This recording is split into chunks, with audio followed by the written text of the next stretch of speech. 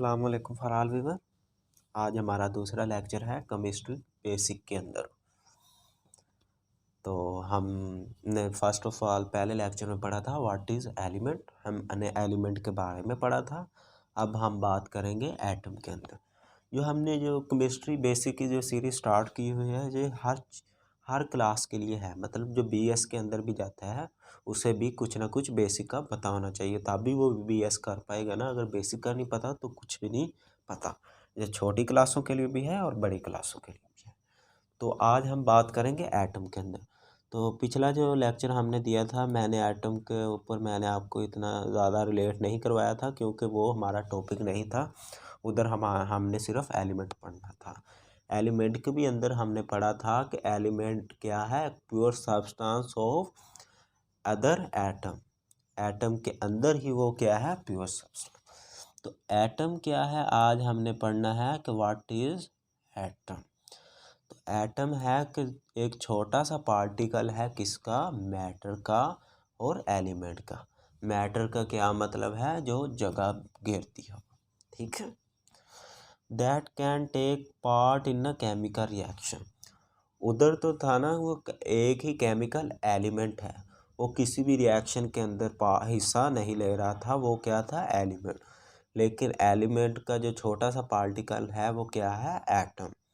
तो ये chemical reaction के अंदर भी हिस्सा लेगा। Atom is made of electron. Atom किससे बना है, इलेक्ट्रॉन से बना है, प्रोटॉन से बना है, न्यूट्रॉन से बना है। Atom is not capable of independent existence. Atom अकेला कभी भी इंडिपेंडेंट मतलब आज़ादाना वजूद नहीं रखता। एग्जिस्टेंस वजूद, कि एटम कभी भी आज़ादाना वजूद की सलाहियत नहीं रखता। तो जो हमने एलिमेंट पढ़े थे वो ही हमारे एटम है। फ़र्क क्या है, ये केमिकल रिएक्शन के अंदर हिस्सा लेते हैं और एलिमेंट सिंपल प्योर हालत में होते हैं। ये देखें, नियोन जो हमारा पहला एलिमेंट है, हाइड्रोजन दूसरा है, आर्गन, आयरन और कैल्शियम।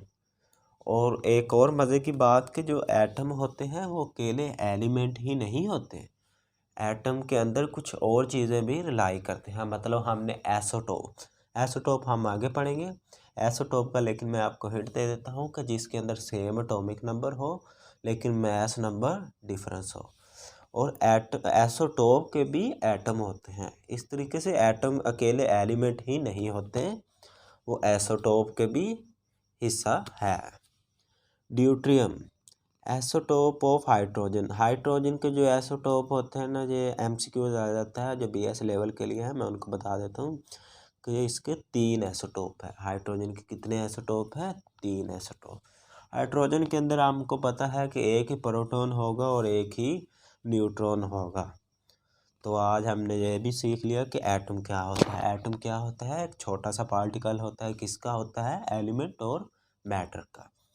और ये केमिकल रिएक्शन के अंदर भी हिस्सा लेता है। और एटम किससे मिलकर बनता है, इलेक्ट्रॉन, प्रोटॉन एंड न्यूट्रॉन।